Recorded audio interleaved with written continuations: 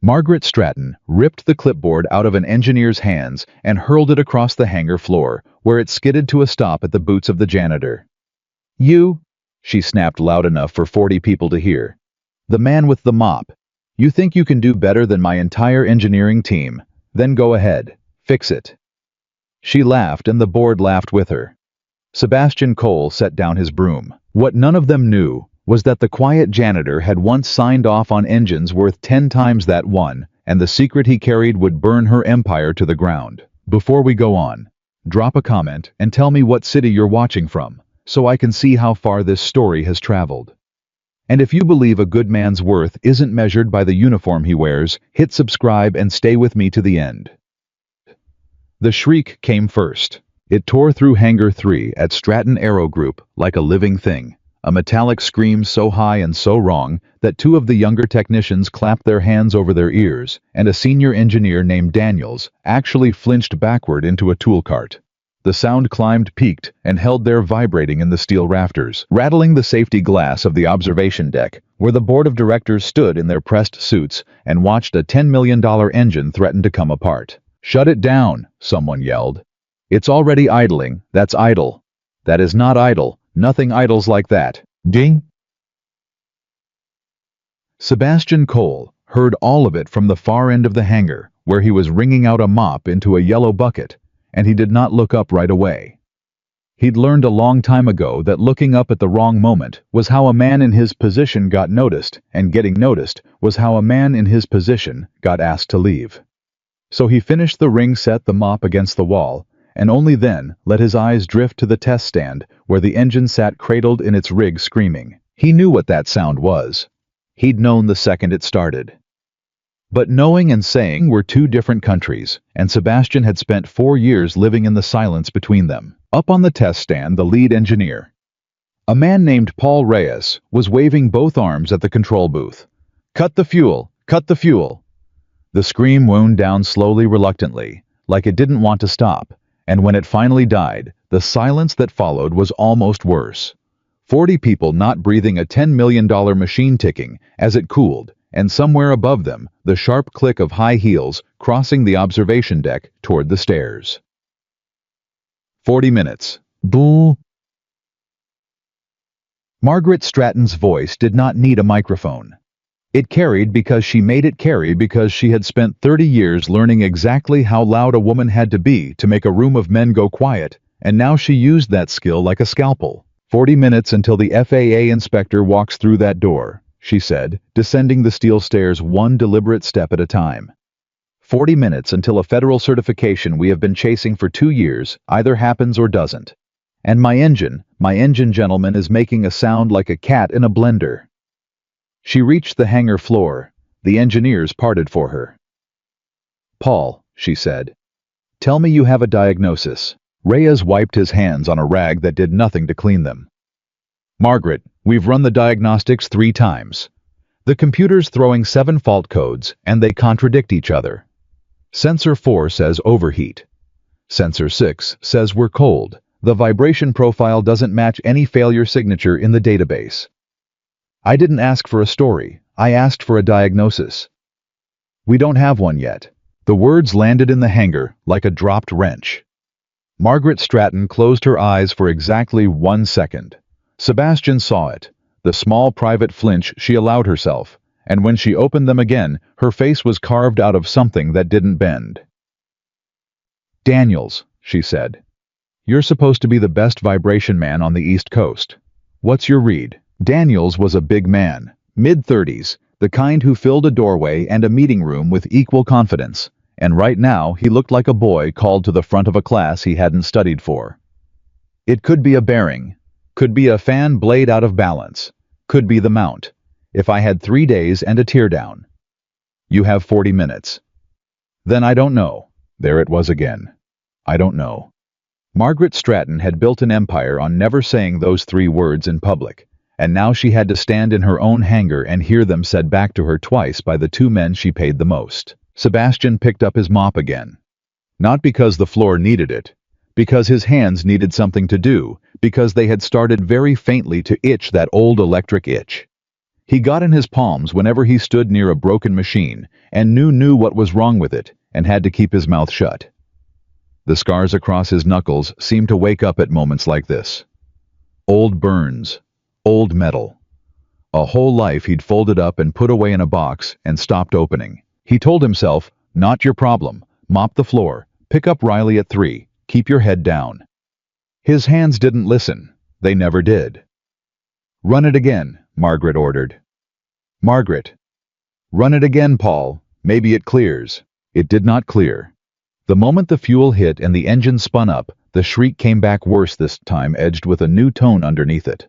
A low, grinding note that made even Sebastian's jaw tighten. He set the mop down a second time. He took one step toward the test stand before he caught himself. Margaret signaled the cut. The scream died. That, said a voice from the observation deck, is the sound of 2 years and $40 million going up in smoke. Wiki! The voice belonged to Victor Hale, the chief operating officer, and Sebastian's eyes went to him the way a man's eyes go to a snake he's already decided is a snake. Victor came down the stairs with his hands in his pockets, relaxed in a way that no one else in the building was relaxed. And that ease, that perfect oily ease in a room full of panic, was the first thing Sebastian had ever distrusted about him. Margaret, Victor said, soft, reasonable, a man offering an umbrella in a storm. Maybe it's time we talked about postponing. Call the inspector, push the date, take the hit on the schedule. Better a delay than a failure on record. A delay is a failure on record, Victor. They don't certify companies that can't keep a date. Then maybe, Victor said even softer. This engine simply isn't ready. Maybe the airframe partner oversold what we could deliver. These things happen. Nobody's fault. Betsy? And Sebastian, standing 40 feet away, with a mop he wasn't using, felt the hair lift on the back of his neck. Because that was the wrong thing to say. That was the thing a man said when he wanted a problem to stay a problem. When he needed an engine to fail for a reason of his own. Sebastian filed it away, the same way he filed away every odd invoice and every late-night delivery he'd quietly noticed in the last 4 years of pushing a broom through this building after everyone went home. Not yet, he told himself. One thing at a time. No, Margaret said. We are not postponing. Somebody in this hangar is going to fix my engine in the next half hour, or somebody in this hangar is going to be looking for new work tomorrow. The threat moved through the engineers like cold water. They bent back over their laptops, jabbing at keyboards, calling out fault codes to each other in voices gone tight, and not one of them had the faintest idea what they were chasing. And Sebastian could see that they didn't, and the itch in his palms became something closer to pain. He had not meant to move. He would tell himself afterward that he had not meant to. But his feet carried him 3 steps closer to the test stand, close enough that Reyes glanced up and frowned. Close enough that one of the board members on the deck pointed and murmured to another. And close enough that Margaret Stratton turned and saw him.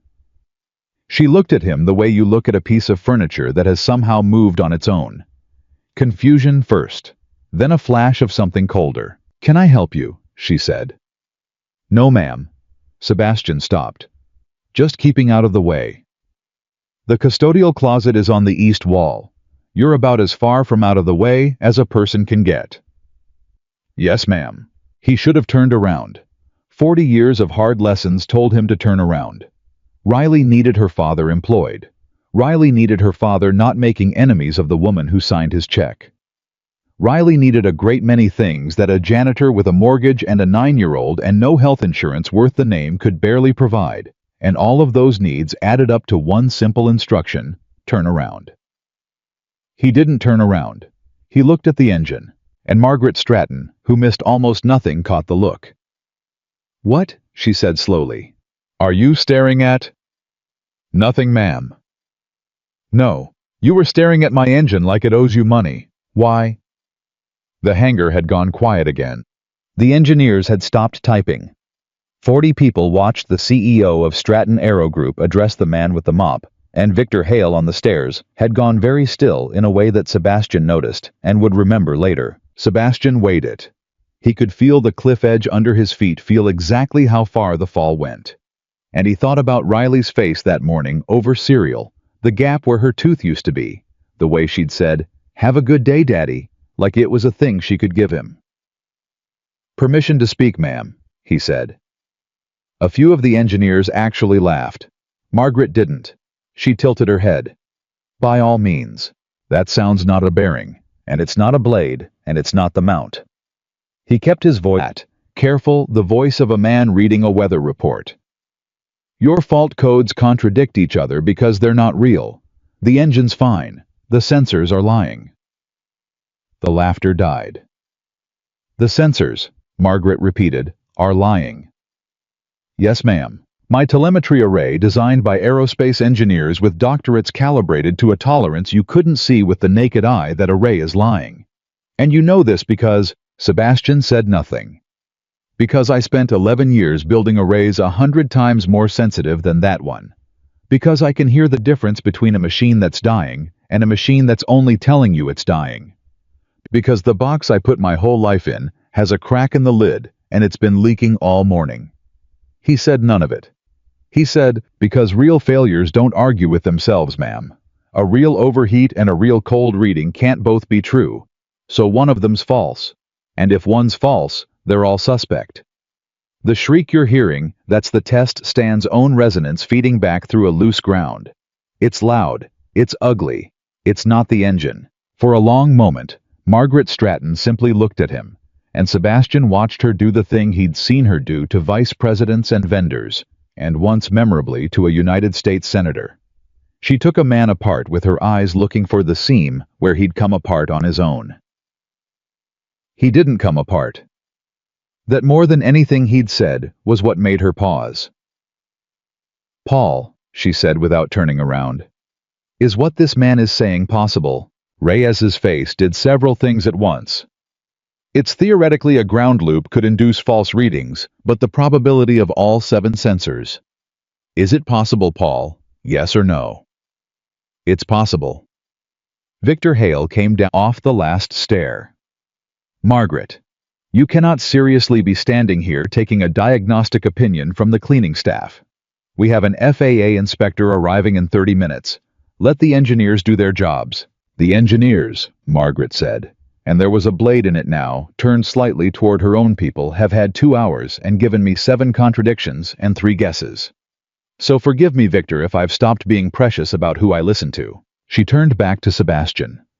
And then she did the thing that he would think about for a long time afterward, the thing that told him exactly who she was before she'd ever decided to become someone better. She smiled. Not warmly. The way a card player smiles when they think they've caught a bluff. "All right," she said.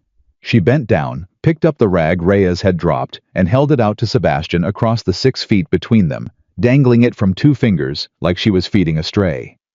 "Here. You've got opinions about my $10 million engine. Let's see them. Walk up there with your little theory and your mop and you fix it. In front of everyone. And when you can't—" The smile sharpened.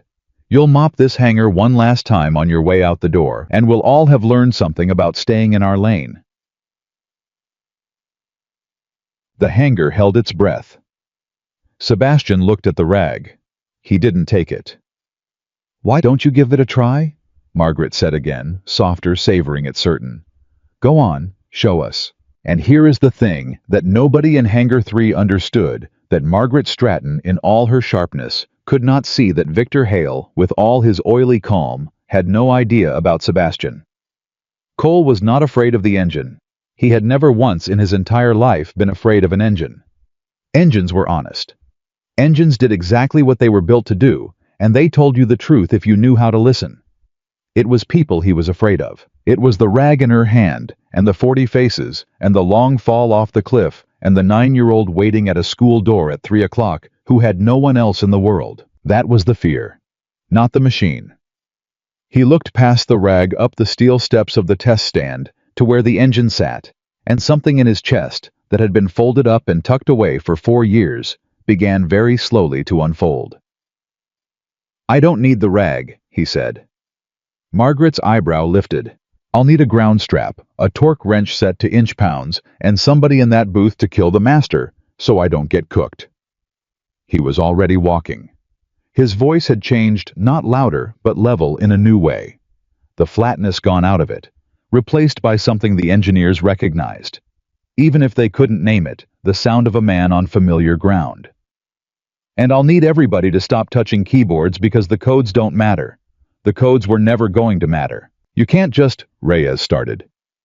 Connector harness on the aft sensor cluster, Sebastian said, taking the stairs two at a time. Now, the mop and the bucket and the yellow gloves all left behind on the floor like a skin he'd shed. Somebody routed it against the bleed airline during the rebuild. Heat cycle warps the housing. A few thousandths pins. Lose contact. The array starts reading ghosts. You've been chasing 7 different lies all morning, and they all come from 1 bad inch of wire. He reached the top of the stand. 40 feet below, Margaret Stratton stood with a rag still hanging from her fingers. And for the first time in the 4 years Sebastian had pushed a broom through her building, she had nothing to say. He knelt at the aft housing. His scarred hands moved over the cowling, found the access panel by feel, and his fingers, which an hour ago had been wringing out a mop, flew across the fasteners with a speed and certainty that made Daniels, the best vibration man on the East Coast, take a step back without realizing he'd done it. He's not even looking at the manual, Daniels said quietly. He doesn't need the manual, Reyes answered, and there was something almost frightened in his voice. Look at his hands. Look at them. That's not a guy who read about engines. That's a guy who built them. Down on the floor, Victor Hale's relaxed posture had gone rigid. He watched the janitor's hands move, and his jaw worked once, twice, and he said too quickly, "This proves nothing. He's poking at a wire." But Margaret Stratton wasn't listening to Victor anymore. She had crossed to the base of the test stand, the rag forgotten. Her head tilted all the way back, watching the man she'd been about to fire take her impossible engine apart with the calm of someone unwrapping a sandwich. "What's your name?" she called up. He didn't stop working. "Sebastian." "Sebastian what?" A pause. The smallest pause. The sound of a box lid opening a little wider. "Cole," he said. "Sebastian Cole." He didn't see her face change. He was busy. But Paul Reyes saw it, and Daniels saw it, and later they would both swear they'd watched the name land on Margaret Stratton, like a stone dropped from a great height, watched her mouth. Silently. Cole. Cole watched some buried thing surface in her eyes before she shut it down and folded her arms and said in a voice that had lost its certainty somewhere on the climb up those stairs.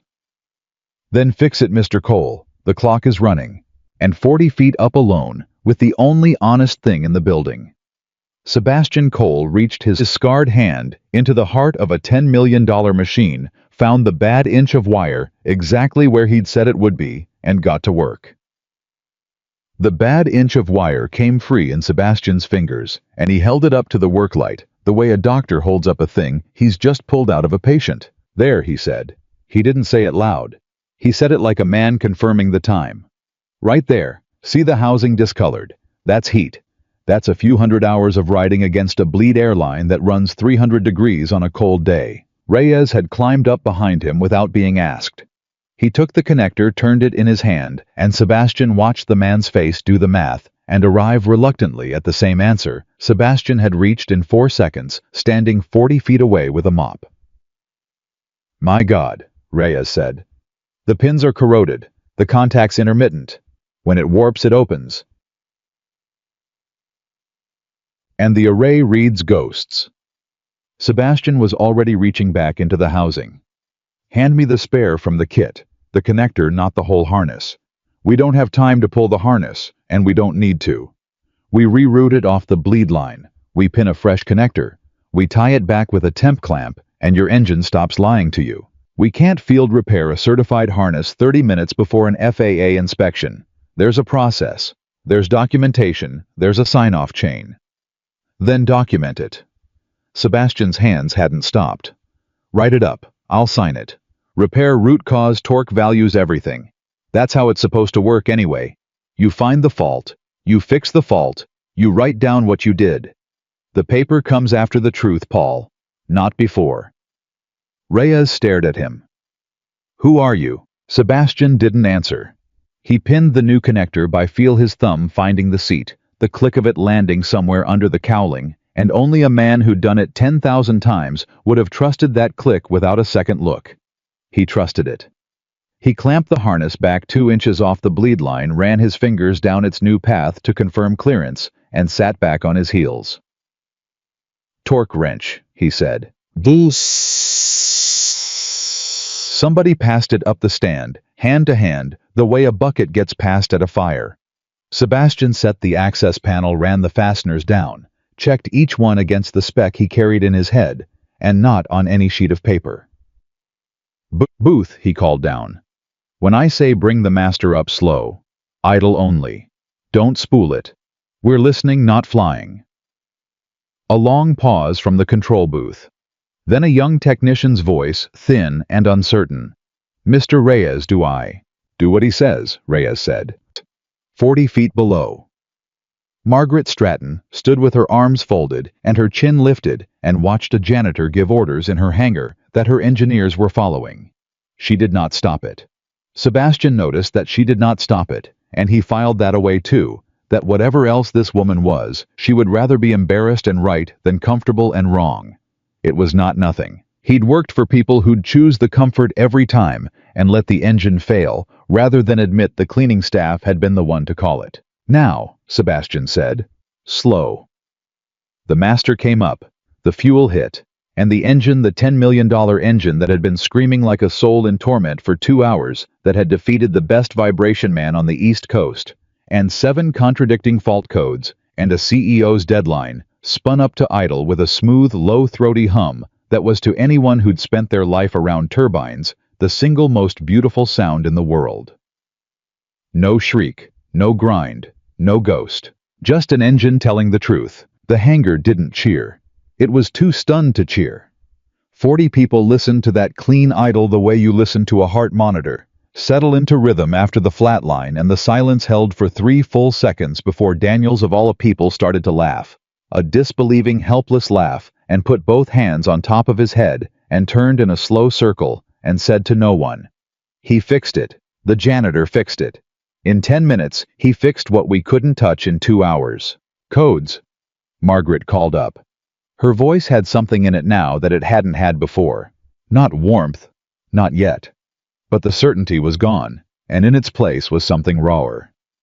"What are the codes reading?" Reyes checked the booth display through the glass. "Clearing," he said. "Sensor 4 clear, 6 clear. They're all clearing, Margaret. Green across the board. The array's reading clean."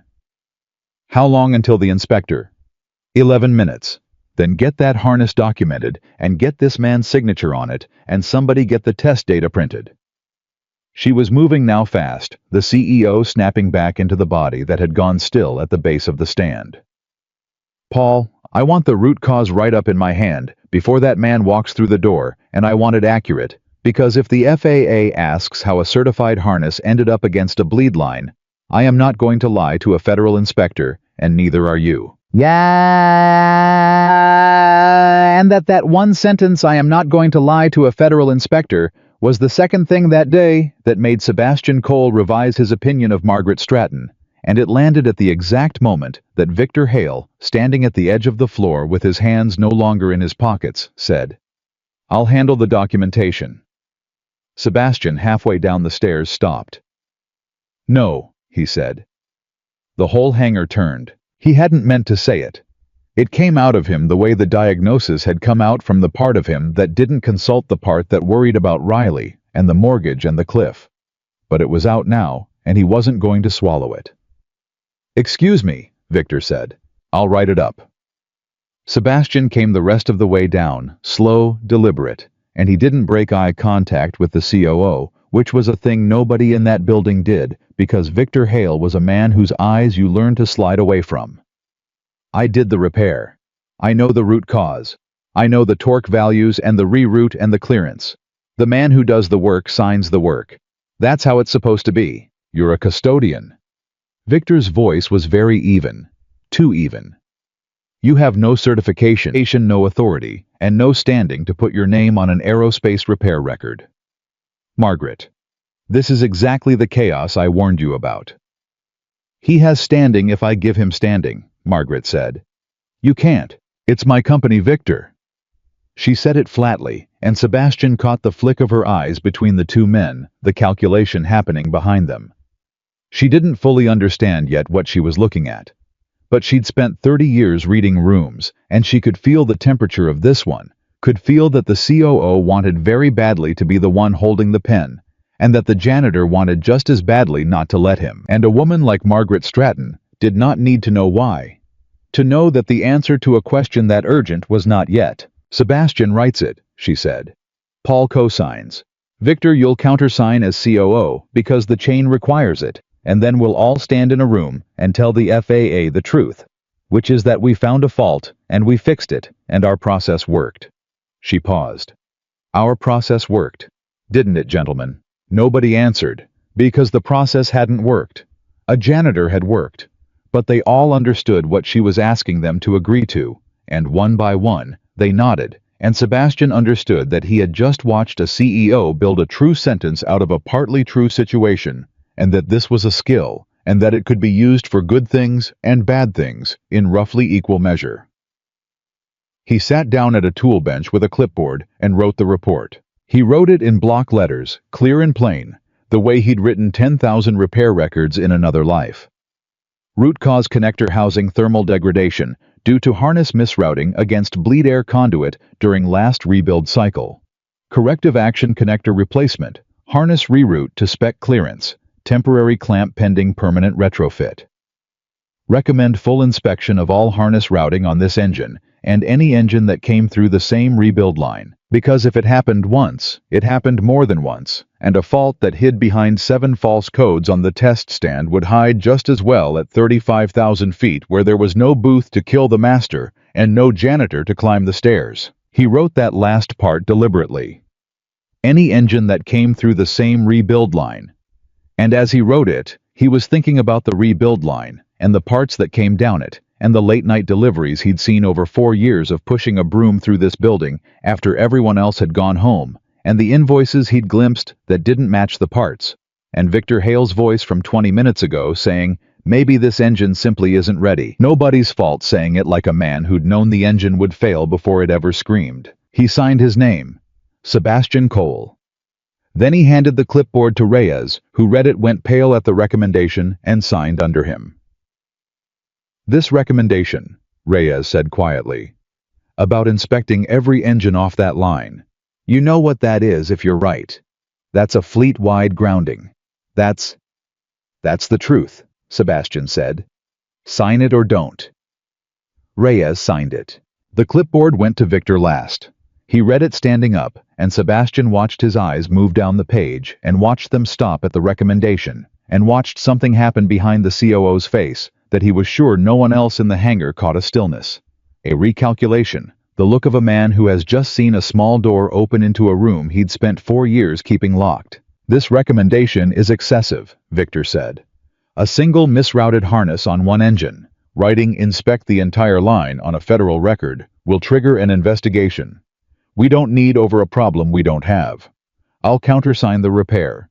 I won't countersign the recommendation. Then I'll note that you struck it, Sebastian said. Victor's head came up. I'll write it right here, Sebastian went on. Even calm the cliff edge somewhere far below him, and no longer mattering.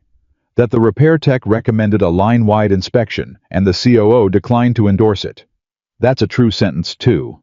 I learned that from your boss about 10 minutes ago. He met Victor's eyes and did not slide away. The man who does the work signs the work, and he writes down who said no. For a moment, just a moment, the oily calm cracked, and Sebastian saw what was underneath it, and what was underneath it was not anger. It was fear. The clean, cold fear of a man who has just realized that the one person in the building he never bothered to watch had been watching him the whole time. Countersign it, Victor, Margaret said. She'd come up behind them, and she was reading the report over Reyes's shoulder, and her face had gone hard in a new direction. All of it. The recommendation stays. Margaret, a fleet-wide inspection will cost. A crash will cost more. She took the clipboard out of his hands. Do you know what I keep thinking about, Victor? I keep thinking that I have stood in this hangar for 2 hours, while men I pay $250,000 a year told me they didn't know, didn't know, didn't know. And a man I pay $19 an hour walked up those stairs and told me. And the only thing he asked for in return was permission to speak and a torque wrench. She handed the clipboard back to him with the pen on top of it. So when he tells me every engine off that line needs a second look, I am going to believe him because he is the only person in this building who has been right today. Sign it. Victor signed it. His signature came out cramped and small under Sebastian's plain block letters, and Sebastian looked at the 3 names stacked there, his own Reyes's Hales, and understood that he had just put something on the record that could not be unrecorded, and that the man at the bottom of the page knew it too. The hangar door at the far end opened. The hangar door at. A man in a gray suit came through it carrying a steel briefcase flanked by 2 assistants, and the whole room straightened up the way a room straightens for a man who can shut it down with a signature. The FAA inspector. 11 minutes on the dot. Margaret turned to Sebastian.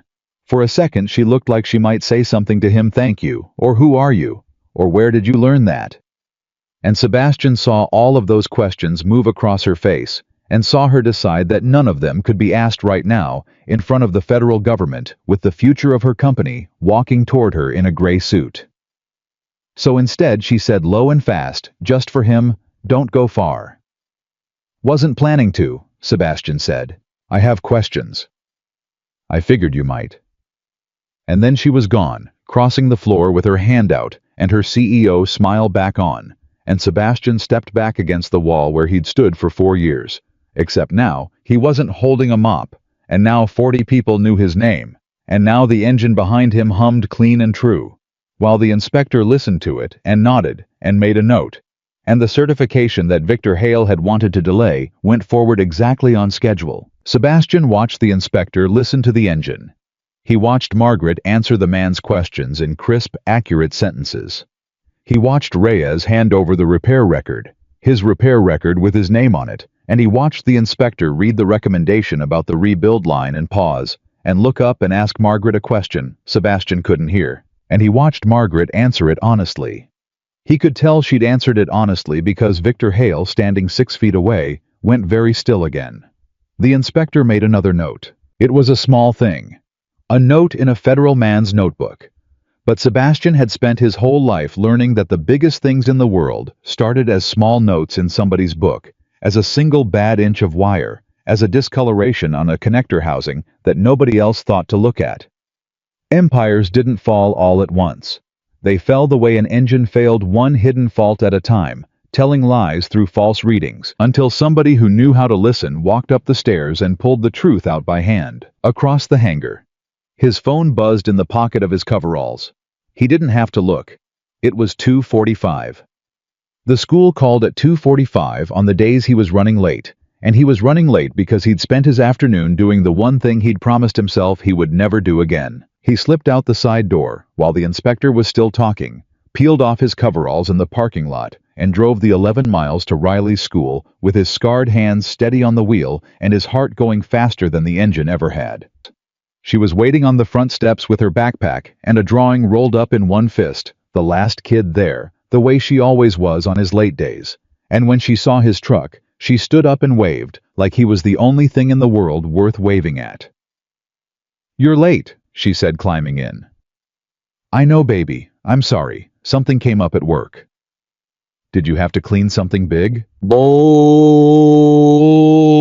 Sebastian looked at his daughter, 9 years old, gap-toothed, holding a drawing she'd made for him, with no idea that her father had just told a room full of millionaires the truth and started something he could not stop. "Yeah," he said, "something pretty big." He pulled out of the school lot, and behind him, 11 miles away, in a hangar where his name was now on a federal record, next to a recommendation to inspect every engine off a line that Victor Hale had begged not to inspect. The first small note had been made in the first small book. And somewhere in the back of his mind, in the box he'd kept shut for 4 years, the lid came all the way open, and Sebastian Cole understood that he was not going to be able to close it again. The lid stayed open for 3 days before Margaret Stratton came to find him. He was emptying trash in the executive wing at 6:40 in the evening, after everyone was supposed to have gone home when she stepped out of her office and said his name like she'd been waiting for the sound of the cart. Sebastian. He set down the bag. Ms. Stratton. Margaret. She had a folder in her hand. Come in. Sit down. I'm on the clock, ma'am. You're off the clock as of right now, and I'll have payroll pay you through close. Sit down, Mr. Cole. I've spent 3 days trying to figure out how to ask you what I'm about to ask you, and I've decided the only way is straight. He came in. He didn't sit. She noticed he didn't sit, and she let it go. 11 years, she said, opening the folder. Pratt and Whitney. Then a defense contractor I'm not going to name out loud, because the things you worked on there still aren't supposed to have names. Lead propulsion engineer at 33. You held certifications most of my staff will never qualify for. You have a patent your name right there on a sensor calibration method that half the industry uses and pays a licensing fee on, including I checked this company. She looked up. We pay your patent fee, Mr. Cole. We have been paying the man who pushes our broom a licensing fee on his own invention for 4 years, and none of us knew it. Sebastian said nothing, and then 9 years ago you walked away from all of it. No scandal, no firing, you just stopped. And the next anyone hears of Sebastian Cole, he's mopping floors at a mid-tier aerospace group in a state he has no connection to. She closed the folder. I'm not going to ask you why. A man's reasons are his own.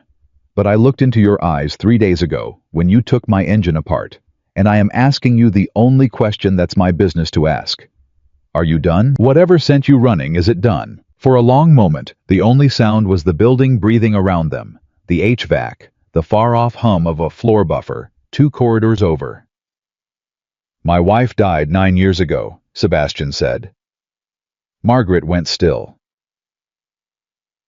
I was on a contract, overseas, the kind where you can't call home and you can't say where you are. She had an aneurysm in the kitchen, and our daughter Riley was 8 months old. Riley was in the high chair when it happened, and a neighbor found them the next morning because the baby was crying and wouldn't stop. He said it flat. He'd had 9 years to learn how to say it without his voice breaking, and he'd succeeded, and the success was its own kind of terrible. I was 33, and I was the best in the country at making machines that didn't fail, and I couldn't keep the one person who needed me alive because I'd built my whole life around being somewhere else. So I quit. All of it. I decided I was going to be in the room. Every day. For her. And a propulsion engineer can't promise to be in the room. But a janitor can. Margaret Stratton, who took men apart with her eyes for sport, found she had nothing to take apart. She sat down across from a standing man and for once looked up at someone. That's why you didn't take the job I was going to offer you, she said slowly. Before I even offered it, you already knew you'd say no. I figured you'd offer something with hours. And you can't do hours. I can do a daughter, Sebastian said. Or I can do hours. I've already lived the version where I picked hours. She was quiet for a while. Then she set the folder aside, and when she spoke again, her voice had changed. The CEO had stepped back, and someone more careful had stepped forward. Then I'm going to ask you for something smaller, she said. Not a job, a favor. You wrote a recommendation 3 days ago. Inspect every engine off the rebuild line. The FAA flagged it. They're sending a team. And I have spent 3 days going through the rebuild records myself at night alone, because I don't... She stopped, started again. Because I've stopped being sure who in my own company I can hand those records to. And I found things, Mr. Cole. I found things I don't understand. And you're the only person in this building who's been right about anything this week. The lid, which had been open 3 days, came off the hinges entirely. Show me, Sebastian said. She spread the records on the conference table, purchase orders, certs of conformance supplier invoices, the paper skeleton of 4 years of rebuilds, and Sebastian stood over them with his scarred hands flat on the table, and read them the way he read engines, not looking for what was there, but listening for what was wrong. It took him 4 minutes. "These certs are real," he said, "and these parts are fake." "What?" "The certificates of conformance. They're genuine documents. Right format, right serial structure, valid supplier codes. But look." His finger moved down a column. "This is a fan disc. Certified titanium alloy, aerospace grade, every disc individually traceable to a heat lot. That's the whole point. You can follow one disc back to the day the metal was poured. This cert says heat lot 4471. And this one says 4471. And this one. 3 different fan discs, 3 different engines, same heat lot number." He looked up. "You can't get 3 discs out of one heat lot like that and have the dates work. The cert's been cloned. Same valid paper photocopied across parts that never came from where the paper says." Margaret's face had gone white, meaning the parts are, could be anything. Could be the right alloy from an uncertified supplier bad enough. Could be a downgraded alloy that looks identical and fails at altitude under load. That's the kind of thing that holds together for 400 hours and then lets go at 35,000 feet with 200 people behind it. He straightened. Somebody's buying cheap parts off the books, dressing them in genuine certs cloned across multiple units, and pocketing the difference between what your company pays for certified and what they spent on the substitute. "The engine I fixed Tuesday. The harness misroute wasn't the only thing wrong with it. The harness is what screamed. The harness is what let me up the stairs. But the harness isn't the crime." He tapped the cloned cert. "This is the crime. And the harness failing on the test stand is the luckiest thing that's happened to this company in 4 years, because it failed where there was a booth to kill the master. The next one won't." "Who?" Margaret said. Her voice was barely there. "Who has the authority to source parts off the books and bury it in genuine certs and route the money, so I never see it on a P&L?" Sebastian looked at her. He didn't say it. He let her arrive at it. "There are exactly 2 people in this company who can authorize a supplier change without my signature," she said, and the words came out of her like she was pulling them out of her own chest. "One of them is me. And the other one," Sebastian said, "told you on Tuesday that the engine simply wasn't ready. Nobody's fault." Margaret Stratton put both hands flat on the table the way Sebastian had, and bowed her head. And for a moment, the woman who had thrown a clipboard across a hanger and dangled a rag from 2 fingers looked every one of her years. "Victor," she said, "I gave him the COO chair. I gave him sourcing oversight to free up my time. I trusted him because he never bothered me with the details, and I told myself that was efficiency." A bitter sound came out of her. "It wasn't efficiency. He never bothered me with the details because the details were this." "You don't know that yet," Sebastian said. "You suspect it. There's a difference, and the difference is the thing that'll save you or sink you. You go accuse your COO of fraud on a hunch and a heat lot number. He lawyers up, he buries the trail, and you're the CEO who slandered her own executive with no proof. He walks. The parts stay in the air." He gathered the records into a neat stack, square-edged, careful. "If you want him, you don't move fast. You move quiet. You let him keep thinking the only person watching him is a janitor. He's already decided doesn't matter." Margaret looked up. "Is that what you've been doing for 4 years, watching him?" "I've been mopping floors for 4 years, Sebastian said. "But the man who empties the trash in the executive wing at night sees a lot of what gets thrown away. And the man who buffs the floor outside the loading dock at 11 p.m. sees which trucks come in after the cameras get serviced." He met her eyes. "I never went looking, Ms. Stratton. I had a daughter to raise and a box I'd promised to keep shut. But you can't unsee a cloned cert any more than you can unhear a sensor lying. I've been carrying a list of things that didn't add up for 2 years and telling myself it wasn't my business. Tuesday, it became my business." "Why?" "Because Tuesday I learned those engines fly," Sebastian said quietly. "I'd been thinking of this place as a building I clean. Tuesday I climbed the stairs and put my hands on it, and remembered that everything that comes off that line ends up carrying somebody's daughter." The word landed between them. Daughter.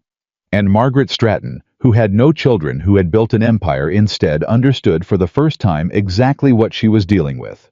Not a janitor, not even an engineer, but a man who had already buried the cost of being in the wrong room at the wrong time, and who had decided climbing those stairs on Tuesday that he was not going to let anyone else pay that bill if he could help it. "What do you need," she said, "from me, to do this right?" "3 things. He held up the scarred fingers as he counted. "First, you do nothing. You smile at Victor, you praise him in meetings, you sign whatever you'd normally sign. The day your behavior changes is the day he knows. Second, you give me access to the maintenance logs and the supplier records. Quietly, my own login, low clearance, the kind of access a custodian might plausibly have, so it doesn't flag. Third," he paused. "Third, the day this breaks, when the federal people come, you tell them the truth about who found it. Not for the credit, for the record. Because there's going to come a moment where the easiest thing for everybody, including you, is to say the company's own process caught it. And if you say that the next janitor who sees a cloned cert keeps his mouth shut because he learns that telling the truth gets your name erased. So when it breaks, you tell them a man named Sebastian Cole found it. That's my price. That's the whole price." Margaret looked at him for a long moment. "You could have asked for $1 million, she said. "You could have asked for Victor's job. You could have asked for anything, and I'd have had to consider it, because you're holding my whole company in your hands right now, and we both know it. And you're asking me to not lie about you. I've already lived the version where I had everything and lost the only thing," Sebastian said. "I'm not building that life again. I just want the truth on the record, and my daughter in the room. That's all I've wanted for 9 years." So they began. It took 4 months. 4 months of Sebastian mopping floors by day and pulling records by night of a low-clearance login that let him cross-reference heat lot numbers against delivery dates, against the security footage of which trucks came to the loading dock on the nights the cameras went down for scheduled maintenance that Sebastian eventually traced to a work order signed in cramped small letters by the office of the COO. 4 months of Margaret Stratton, smiling at Victor Hale across the conference table, while a folder grew thicker in a locked drawer in Sebastian's apartment, behind the box of his wife's things on a shelf Riley couldn't reach. I was careful in a way that scared even Margaret. He never accused. He never speculated on paper. He built it the way he'd built engines, every claim traceable to a source, every source independently verifiable. Nothing that rested on a hunch, nothing that a lawyer could call a leap. Cloned cert here is the original, and here is the clone. Money out here is the invoice for certified parts. Parts in here is the receiving log showing a different supplier. The gap between the two, here is where it went, traced through a vendor that existed only on paper, to an account that 4 shell companies later paid for a boat registered to Victor Hale's brother-in-law. "I wasn't even careful," Sebastian told Margaret one night, 4 months in the full folder on the table between them. "That's the part that gets me. He had genuine cert paper, and he just photocopied it across parts like nobody would ever check, because in 4 years, nobody ever did. He got lazy because he got away with it. They always get lazy, the ones who get away with it long enough. They stop believing anyone's watching."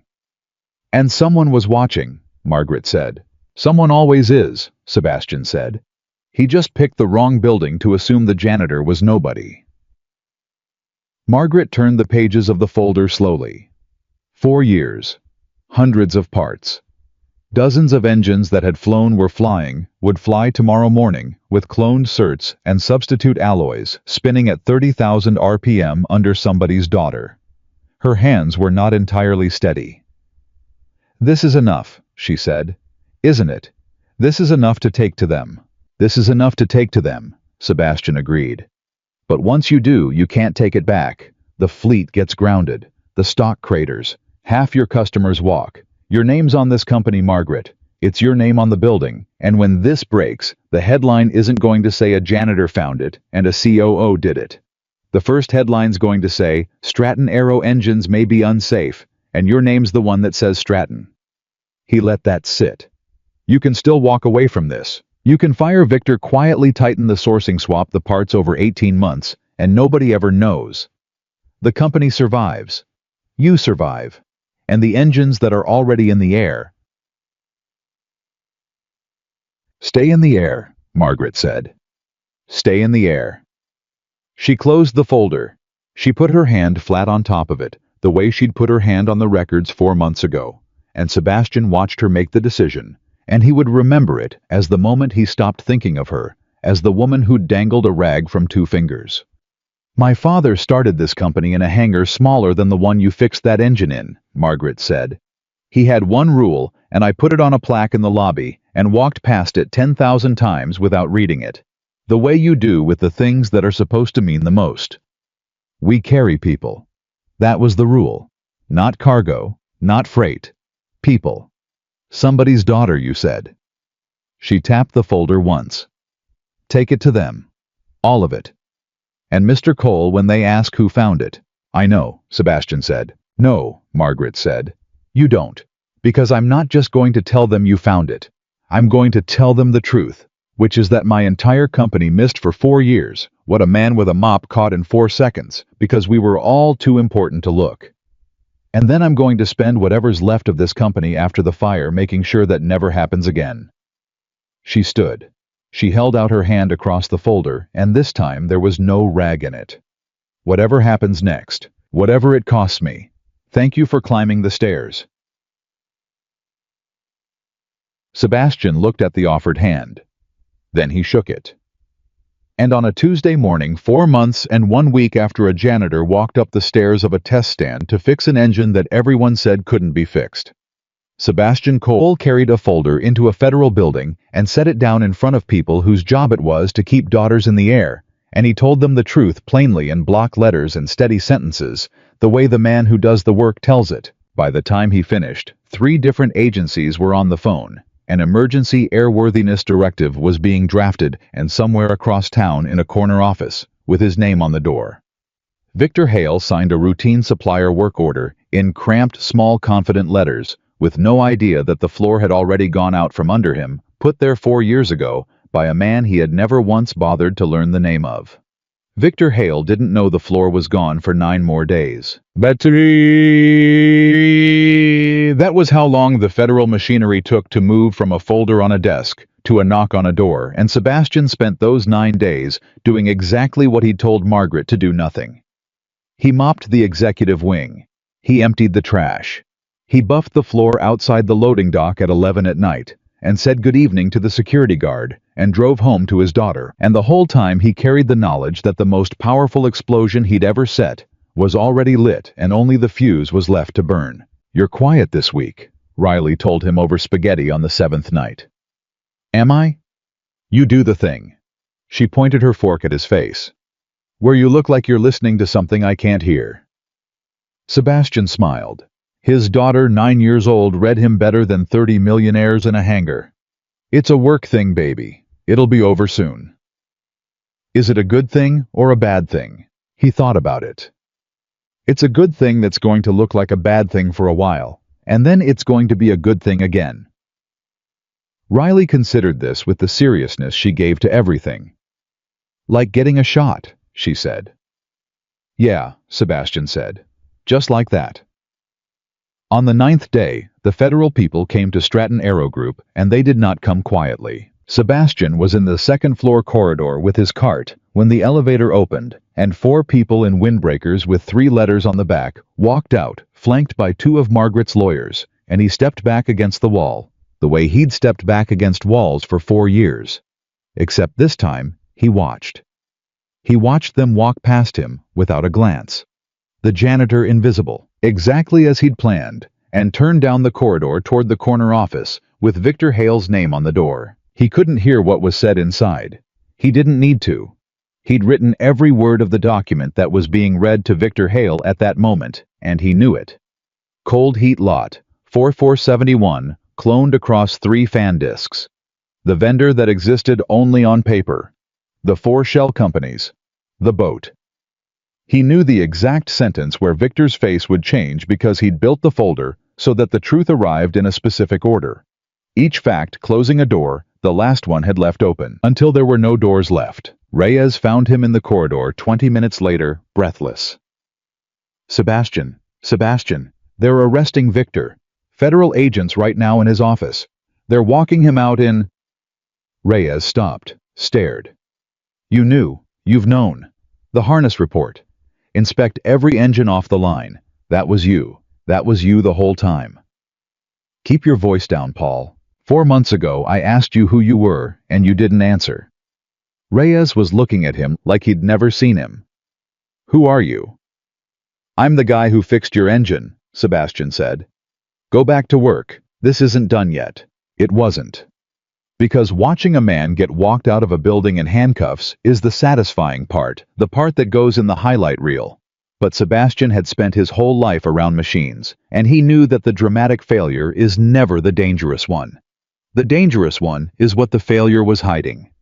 And what Victor Hale's fraud had been hiding was an unknown number of engines in the air right now this minute, with parts in them that should never have flown. So while the agents walked, Victor Hale passed the lobby plaque that read, "We carry people," and Sebastian made sure he was buffing that floor when it happened, made sure Victor saw him, made sure the last thing the COO laid eyes on as a free man was the janitor. He'd called the cleaning staff leaning on a floor buffer, watching. While all of that happened, the real work was already underway in a conference room upstairs. The FAA had grounded every engine off the rebuild line. 41 engines. 11 aircraft already in service pulled from the sky. Mid-route passengers bussed and rebooked, and furious the company's name in every headline by noon. Exactly the way Sebastian had warned Margaret it would be. Stratton Aero engines grounded in safety probe. Not a word about a janitor. Not a word about a COO. Just the name on the building the way she'd known it would be. Sebastian came to find her that evening. She was in the conference room where they'd spread the records 4 months earlier alone. The lights low. The stock ticker on a muted screen, showing a number that had lost 40% of itself since the markets opened. You warned me, she said without turning around.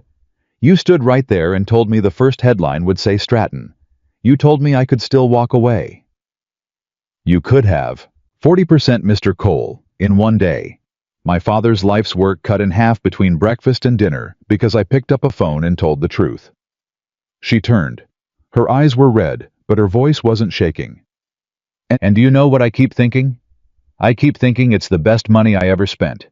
Because every one of those 41 engines is on the ground tonight.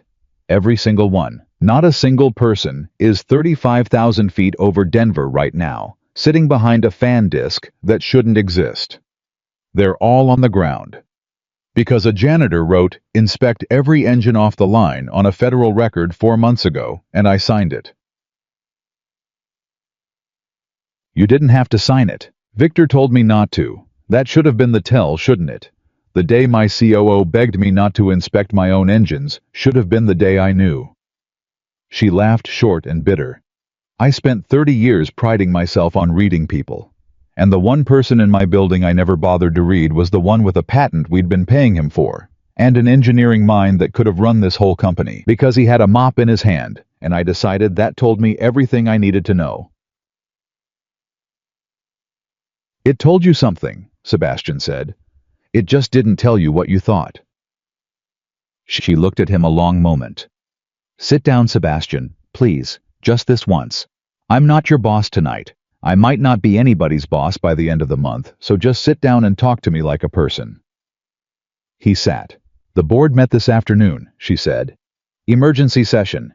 3 of them resigned on the spot, the 3 closest to Victor, the ones who I now suspect knew more than they ever put in writing. The investigation will sort out who knew what. The other 4 wanted my head.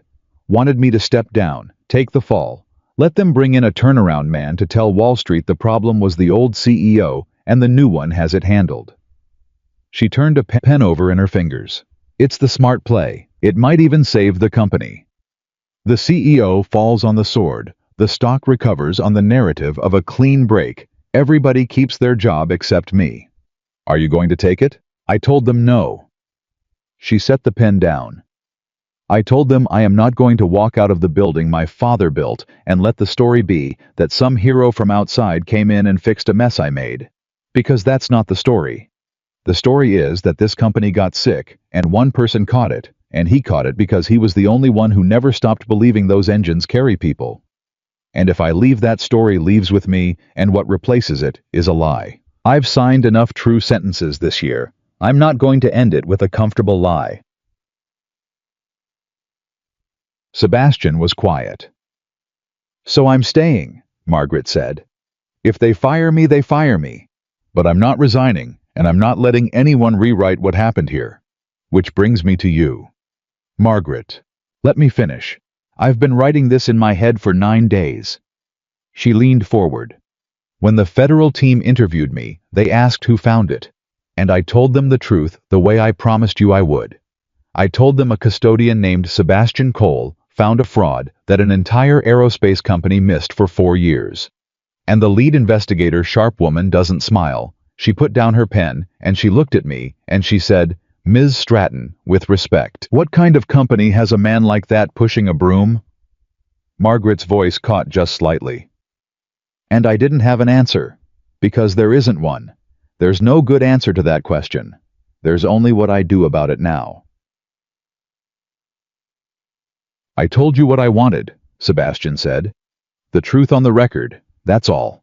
I didn't do this for a job. I did it for the engines. I know. That's exactly why I'm about to offer you one, and exactly why I think you might say yes." She stood and crossed to the window, the grounded stock ticker reflected in the glass. "I'm not offering you Victor's old job. COO is hours and travel and 100 things that would take you out of the room your daughter needs you in. I listened to what you told me 4 months ago. I heard it." She turned. "I'm creating a new position, Director of Technical Risk and Flight Safety. You report to me and no one else. You set your own hours. You work from wherever you need to be, including a kitchen table at 3 o'clock when a 9-year-old gets home from school. You don't manage people unless you want to. Your entire job. The only thing I will ever ask of you is to do what you did 4 months ago. Look at our engines and our paper and our processes, and tell me the truth about what's going to fail before it fails. You'll have the authority to ground anything in this company on your own signature. Yours. A janitor's signature, except it won't say janitor anymore." Sebastian didn't answer right away. "I built this around your life, Sebastian," she said quietly. "Not the other way around. I've watched you choose your daughter over everything for 4 years without knowing that's what I was watching, and I am not going to be the person who finally makes you choose the other way. The job bends to Riley. Always. That's written into it. I'll put it in the contract if you want it in writing that the Director of Technical Risk picks his daughter up from school and the company arranges itself around that fact and not the reverse." "You can't put that in a contract." "I own the company, for now. I can put anything I want in a contract." A ghost of the old sharpness, but warmer now. "Watch me." Sebastian looked at his hands. The scars. 11 years of metal and fire, then 9 years of a mop, and now a woman offering him a way to be both things at once, the engineer he'd buried and the father he'd become without giving up either one. "There's a problem," he said. "Name it. The version of me that takes that job and walks back into that hangar with authority and a title and a signature that can ground airplanes, that's a version of me that matters again. And the last time I mattered, the world needed me somewhere else, when the one person who needed me most was dying in a kitchen." His voice was very level, the way it got when he was holding something heavy. "I made a promise 9 years ago. I've kept it for 9 years, and I am terrified that the day I say yes to you is the day I start the slow walk back to the man who wasn't in the room." Margaret sat back down across from him. For a long moment, she didn't say anything. "Can I tell you what I see?" she said finally. "Not as your boss, as somebody who watched you for 4 months." "Go ahead." The man who wasn't in the room 9 years ago, he was somewhere else because he thought the work mattered more than the room. That's the man you buried, and you were right to bury him. But that's not the man who walked up the stairs 4 months ago. She leaned in. You didn't fix that engine because the work mattered more than Riley. You fixed it because you finally understood the work is Riley. Every engine that comes off that line carries somebody's daughter, your words. You didn't climb those stairs to matter again. You climbed them because you couldn't stand to let somebody else's kid pay the bill you'd already paid. She paused. That man can be in the room and do the work at the same time, because for that man, The work and the room are the same thing. You don't have to choose anymore, Sebastian. You only had to choose before because you were doing it for the wrong reasons. You're not anymore.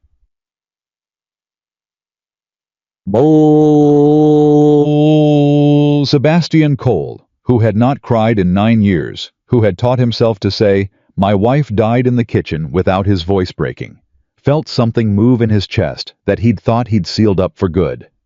He looked away, looked back. Riley would have to come first, he said. Always, every time.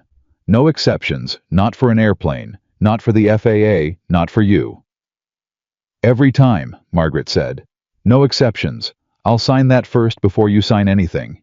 And the truth stays on the record. What happened here? Who found it? You don't let anybody rewrite it once the stock recovers, and it gets embarrassing that a janitor caught what your engineers missed. It's already on the federal record in my own words, and it's staying there. She held his eyes. I'm not ashamed of it, Sebastian. I'm ashamed of the 4 years before it. The catching is the only part of this I'm proud of. He was quiet a moment longer. Then I have one condition of my own, he said. And it's not for me. Name it. Paul Reyes. He signed my report 4 months ago when he didn't have to. I handed him a recommendation that he knew would ground the fleet and cost the company everything. And he read it, and he understood exactly what it was, and he signed it anyway because it was true. That's rare. That's rarer than what I did because I had nothing to lose and he had everything. Don't let him get swept out in the house cleaning. A company that punishes the man who signs the true report learns to stop signing true reports. Margaret looked at him for a long moment, and something in her face, something that had been hard for 30 years, gave way just a little. You know what's remarkable about you, she said. You're sitting here holding the best leverage anyone's ever had over me the day my company lost 40% of its value because of a fraud you exposed, and you're spending it on a raise for somebody else. She picked up her pen. Paul Reyes keeps his job and gets a promotion to chief engineer, and he'll report to you on anything safety related. Done. What else? That's it. That's everything. Then I'll ask you one more time, and this time I want a real answer. She set the pen down between them, the same gesture she'd made with the rag in the hangar 4 months ago. Except this time, there was no smirk, no certainty, no bet. Just an offer set down plainly between two people who had finally learned to see each other. Sebastian Cole, Director of Technical Risk and Flight Safety. Your hours, your terms, your daughter first every time in writing. Will you take the job? Sebastian looked at the pen. He thought about the box he'd kept shut for 9 years, and the lid that had come off 4 months ago, and how he'd spent 4 months terrified that opening it would turn him back into the man who wasn't in the room. And he understood now, sitting across from a woman who'd lost 40% of her father's company in a single day, rather than tell one comfortable lie that he'd had it backwards the whole time. The box wasn't the engineer. The box was the fear, and the fear had been telling him the same kind of lie. The sensors told a false reading, loud and ugly, and convincing, that had nothing to do with the truth underneath. The truth underneath was simple. He was a man who knew how to keep machines from failing, and machines that failed killed daughters. And he had a daughter. There was no version of being a good father that required him to let other people's children fall out of the sky to prove it. He picked up the pen. Riley first, he said. Every time. Every time, Margaret said. Then yes, and as he signed his name, Sebastian Cole, in the same plain block letters he'd used on a repair record 4 months ago. The stock ticker on the muted screen showed a company that had lost half its value in a day, and a janitor became a director, and somewhere across town, a man in a federal holding cell was learning 4 years too late the cost of assuming that the quietest person in the building was nobody worth watching. The signature dried, and the world did not end. That was the first thing Sebastian learned in the weeks after he signed his name and became a director instead of a janitor. That the slow walk back toward the man who wasn't in the room, the walk he'd been terrified of for 9 years, never came. He'd braced for it. He'd waited for the morning he'd choose the airplane over the school pickup, the call he'd take instead of the dinner, the first small surrender that would start the avalanche. It never came, Because every morning he walked into that hangar carrying the same thing he'd carried up the stairs 4 months before, and it had never once been ambition. It had been Riley. It had always been Riley. "You look different," Riley told him 3 weeks into the new job, watching him knot a tie in the bathroom mirror. "You don't have the gray clothes anymore." "Nope." "Do you still clean things?" Sebastian thought about that. "I clean different things now. I find the broken parts before they break, and I take them out before anybody gets hurt." Riley considered this with her fork-pointing seriousness. "So you're still a janitor, you just clean airplanes?" He laughed, a real one surprised out of him. "Yeah, baby, I guess I'm still a janitor. I just clean airplanes." And in a way that he would never have admitted to the board, or the FAA, or the reporters who eventually came, that was exactly right. And it was the part of the new job he loved most. He wasn't running anything. He didn't want to run anything. He came in, he looked at the engines and the paper and the processes, the way he'd always looked at them, and he told the truth about what was going to fail before it failed. The only difference was that now when he said grounded, it got grounded. The investigation took the better part of a year. Victor Hale did not go quietly the way men like Victor never do. He hired the kind of lawyers who turn fraud into a misunderstanding and theft into an accounting dispute. And for a while it looked like he might wriggle loose on the technicalities, the way he'd wriggled through 4 years of cloned certificates. But Sebastian had built the folder the way he built engines, every claim traceable, every source independent, nothing resting on a leap, and a federal prosecutor who knew what she was looking at took that folder apart in front of a grand jury. The same way Sebastian had taken the engine apart in front of the board methodically, without theater. Undeniable fact, closing the door. The last one had left open until there were no doors left. The heat lot number was the thing that sank him. Sebastian was in the gallery the day the prosecutor put it up on the screen. Heat lot. 4471. 3 fan discs, 3 engines. Dates that couldn't possibly work, and explained to 12 ordinary citizens that you cannot get 3 forged discs out of 1 batch of poured titanium any more than you can be born 3 times on 3 different days. He watched the jury understand it. He watched the exact moment it landed on them, the same way it had landed on Margaret in the conference room, and he knew then that Victor Hale was finished finally and completely brought down, not by a dramatic confrontation, but by a discrepancy in a number that a janitor had noticed, because the janitor was the only person who'd bothered to look. Victor was convicted on every count. Wire fraud conspiracy, falsification of aircraft records, that last one, the heaviest, because the law, it turned out, took a very dim view of putting things in the sky that shouldn't be there. He got 11 years. Sebastian noted the number without saying anything to anyone, but it stayed with him, 11 years. The same number of years he'd spent building engines before he buried that life in a kitchen with his wife. There was no justice in the symmetry, it was just a number. But Sebastian had spent his whole life noticing numbers other people overlooked, and this one he kept. 3 board members went down with Victor, not to prison, but out-scrubbed from the company, 2 of them facing civil action for what the investigation determined they'd known and chosen not to see. And Margaret Stratton, who had refused to fall on the sword, who had stood in front of a hostile board and told them she would not let a comfortable lie replace a hard truth, survived. It was close. There were weeks that spring when Sebastian wasn't sure she'd make it, when the stock sat at the bottom of its crater and the analysts wrote her obituary, and a faction of shareholders tried to force her out at the annual meeting. She survived it the way she did everything, by being right and refusing to pretend otherwise. She stood up at that meeting in front of the people who wanted her gone, and she didn't apologize for the 4 years she hadn't caught it, but she didn't hide from them either. She told them the truth, that the company had been sick, that it had nearly killed people, that one man had caught it, and that she had grounded 41 engines and lost half their value, rather than let a single one of those engines stay in the air 1 extra day. "You can vote me out," she told them. "That's your right. But understand what you'd be voting for. There is a man working in this building right now whose entire job is to tell me the truth about what's going to fail. He has the authority to ground anything we own on his signature alone. No CEO can override him. I built it that way on purpose, and it is the single best decision I have made in 30 years. And if you remove me, the first thing the next CEO will do is take that authority back, because it's inconvenient, because it's expensive, because it embarrasses the engineers when a former custodian grounds their work. And the day that authority goes away is the day this company starts flying on hope again instead of truth. So vote. But vote knowing that. They didn't vote her out. It wasn't even close in the end.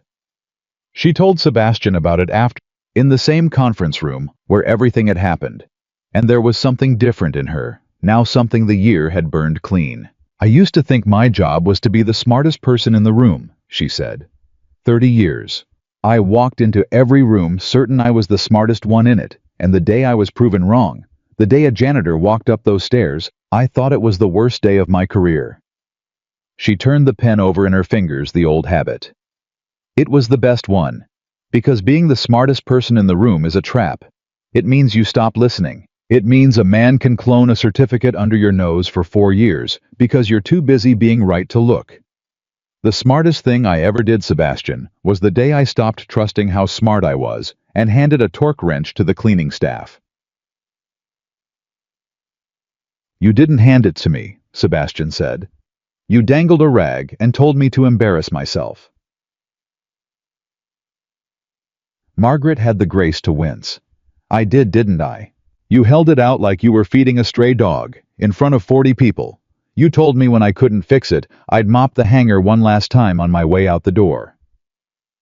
He said it without heat. It had become over the year almost a joke between them, but only almost. I think about that sometimes. How close it was.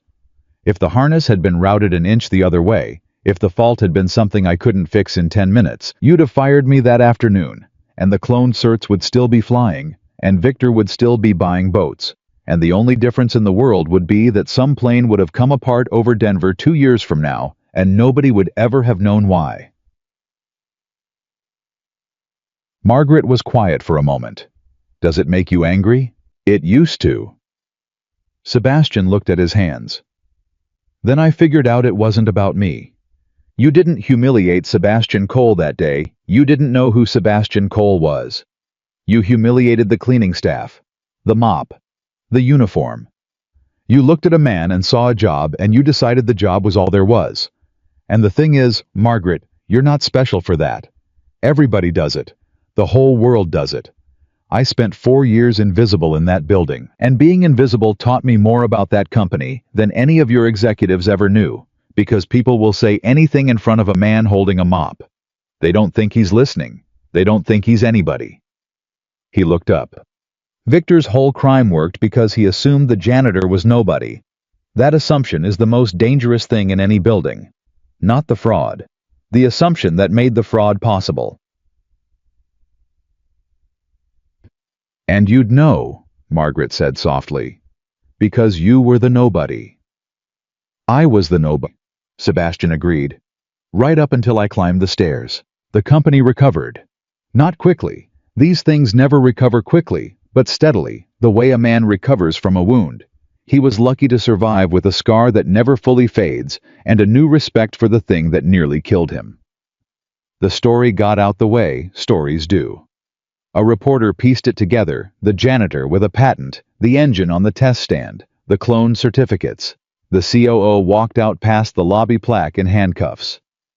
The custodian who saved Stratton Arrow. It ran on a Sunday, and by Monday, Sebastian had 9 interview requests and turned down every one of them, because the thing about a man who spent 9 years learning to be invisible is that he doesn't suddenly want to be seen. You should do at least one, Margaret told him.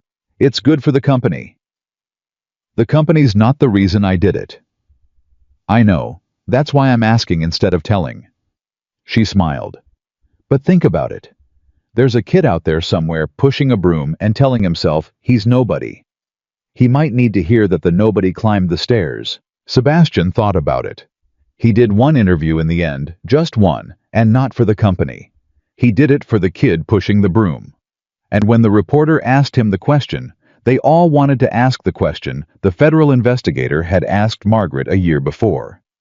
What kind of company has a man like you pushing a broom?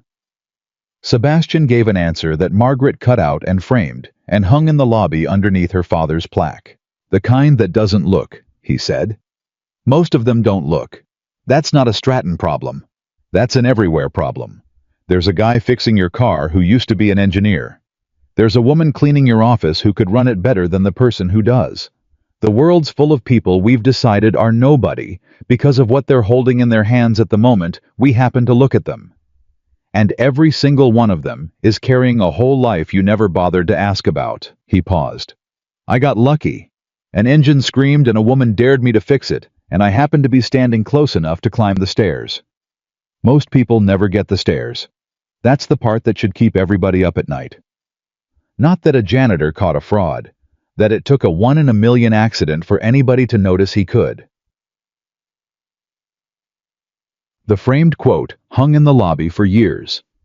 Sebastian walked past it most mornings on his way in the way you walk past the things that are supposed to mean the most. Except he made himself read it every time, because he'd learned what happened to companies and to people who stopped reading the words on their own walls. But the part of the story that mattered most to Sebastian Cole was never in the newspaper, and never in the Federal Record, and never in the framed quote in the lobby. It was a Saturday about a year and a half after the engine screamed. Sebastian had brought Riley to the hangar empty on the weekend, just the two of them, the way she liked it, and she'd set up at a table near the test stand with the watercolors she'd gotten for her 10th birthday, and she was painting while he caught up on a few reports he'd never have brought home, because home was for her. "Daddy, come look." He came and looked. She'd painted a sky that flat, brilliant blue that only kids and Dawn ever really get, right and against the sky an airplane climbing. And in the cockpit window, she'd painted two small figures side by side. "That's you," she said, pointing. "And that's me. We're flying the plane together." Sebastian looked at the painting for a long time. "You always say the planes carry people," Riley said suddenly, a little uncertain the way kids get when the grown-up goes quiet. "I made one that carries us. Is that okay?" "That's better than okay," Sebastian said, and his voice did the thing it hadn't done in 9 years. The thing he'd taught himself it would never do again. He didn't fight it this time. "That's the best one anybody's ever made, baby. That's the whole reason." "The reason for what?" "For all of it," Sebastian said. "For every single bit of it." He didn't try to explain. She was 10. But standing in the hangar where he'd climbed the stairs holding a painting of the two of them flying a plane together through a sky-blue morning, Sebastian Cole understood something he'd spent 11 years as an engineer and 9 years as a janitor failing to understand. He'd thought all that time that there were two versions of him, and he could only have one. The man who did the work, who'd been in the wrong room when it mattered, or the man who stayed in the room who'd given up the work to do it. 2 men. 1 choice. He'd believed that for 9 years, and it had nearly cost the world a plane load of strangers, and nearly cost him the chance to be both. But there were never 2 men. There was one. A man who couldn't stand to let machines fail, because failing machines killed daughters, and he had a daughter, and so the work and the room had always been the same thing. He'd just needed to climb a flight of stairs to find it out. A few weeks after the painting, Margaret came to the hangar on a Saturday. She'd taken to doing that, finding reasons to be where Sebastian was not as his boss, but as something the year had made of them that didn't have a name yet. She found him at the table with Riley, the watercolors out and ice cream melting in the heat, because Sebastian had stopped at the place on the corner the way he did most Saturdays. "Ms. Stratton," Riley said with the formality her father had taught her. "Margaret," Margaret said. "Please, your dad calls me Margaret, and he earned it the hard way." "Margaret, do you want to see my painting? It's the airplane that carries us." And Margaret Stratton, who had no children, who had built an empire instead, who had spent 30 years certain she was the smartest person in every room, pulled up a chair at a folding table in a quiet hangar, and looked at a 10-year-old's watercolor of a father and a daughter flying through a sky-blue morning, and listened, really listened, while the child explained it. "He always says the planes carry people." Riley told her the same uncertainty, the same hope. "So I made one that carries us." Margaret looked at the painting for a long time the way Sebastian had. "You know," she said finally, I run a company that builds airplanes, and I've signed off on engines worth more than this whole building, and I have never once in 30 years understood what an airplane was for until right this minute." She looked at Sebastian over the child's head. "We carry people. My father put that on a plaque. I walked past it 10,000 times. I never knew what it meant until your daughter painted it. D." Sebastian held out the ice cream he'd bought, a third one, the one he always bought now on the chance she'd show up. "It's melting," he said. Margaret took it. And the three of them sat at a folding table in the hangar where a janitor had once climbed the stairs, the engineer who'd buried himself and come back, the daughter who'd been the reason for all of it, and the woman who'd dangled a rag from 2 fingers and lived long enough to learn what she'd been holding.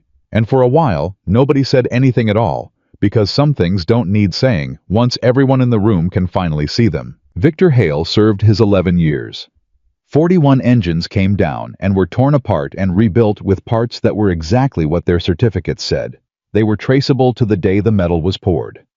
Stratton Aero Group flew on, not on hope, not on the assumption that the quiet people don't matter, but on the truth signed in plain block letters by a man whose authority no one could override. And every engine that left that hangar carried somebody's daughter into the sky and brought her home again. Because a long time ago, a woman dared the wrong man to fix the wrong engine, and the wrong man turned out to be exactly right. Sebastian Cole was never the cleaning staff. He was never the nobody with the mop. He was a father who knew how to keep the world from falling out of the sky, and the only thing the world ever had to do was look up from the uniform long enough to see him. They finally looked, and that made all the difference.